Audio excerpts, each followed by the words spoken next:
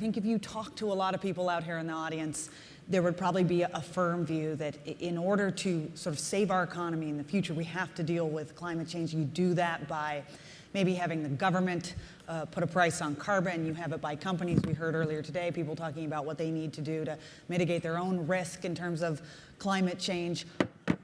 What are we doing at the moment? Is it the best way to ensure economic growth in the future? How are we addressing climate change? Are we doing a good job? And if not, what should we be doing differently? Which one of you go? Bjorn.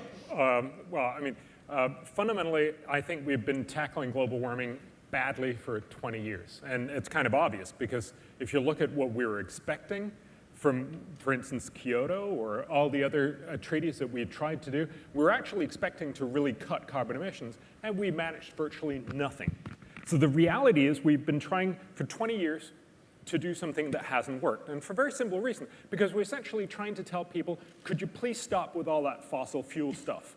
The problem, of course, is fossil fuels is what powers pretty much everything we like about civilization. So we're not burning fossil fuels to annoy Al Gore, we're burning it because it makes us rich. And so trying to tell people to not do that is going to be a very, very hard sell. And so what we've seen is when we've tried, for instance, in Europe to cut carbon emissions, we cut minuscule amounts at very high costs. And that's the real damage. The long run, we're not ever going to get that way to go forward. We're not going to continue to do that. There's a real political risk that we will actually turn people off. So give the German-China example. Germany is actually one of the few countries in the world that has really reduced their carbon emissions. Most countries have just simply exported most of their stuff or most of their production to China. But Germany has actually reduced their carbon emissions probably about 17% if you take away the inheritance of East Germany.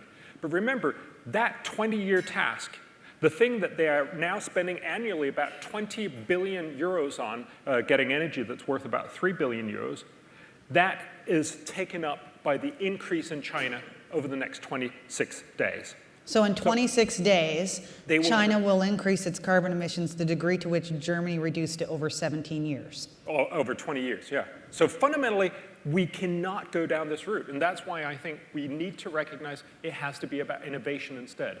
If we focus on making green energy so cheap that eventually everyone will want it, then of course we can get everybody on board, and we can do so very, very cheaply. Now, this is not going to make us as much money right now. That's of course one of the reasons why this is not such a great opportunity, because it's not about giving 500 million to Solyndra, but it's about making sure we give scientists and research to technologies that will eventually power the world.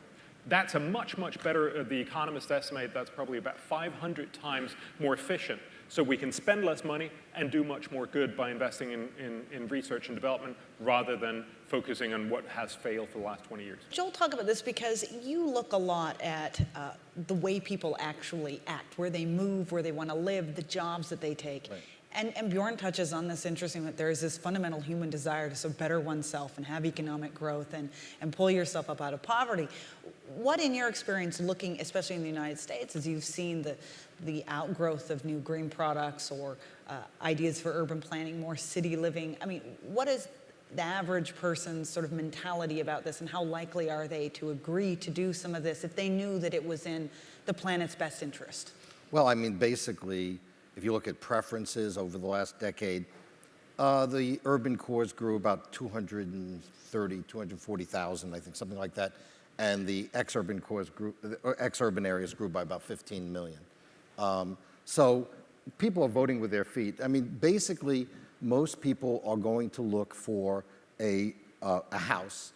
They'd like it to be close to work. If they could work at home, they would do that as well. They'd love to have trees planted to reduce the heat in their neighborhoods. There are lots of things that people will vote for and choose and pay for. But one of the big problems is that you can't impose a kind of engineering solution on people's basic lives, how they live, how they raise their families, how they want to live day in, day out. When I go to many of the new and the more enlightened developments, like the Woodlands, let's say, in Houston, they've done a very good job with their drainage. There's a town center there. There are lots of jobs. People work there. In Irvine, which is over around 10% of the people now work at home. There are lots of ways to get to where you want to go. And I can tell you in my own neighborhood in Los Angeles and San Fernando Valley, I would say half my neighbors work at home. There is no rush hour at all. And I know because I ride my bike every day, and if there was a rush hour, it would be dangerous. And so I think that there are ways that we can deal with how people have their aspirations, and also include in that aspirations a greener way of life. Working at home, planting trees, obviously double pane windows, lots of things that you can do that are practical. But if you ask people to completely change their aspirations, they're going to say, you know what, I'm going to go someplace where they don't impose that on me.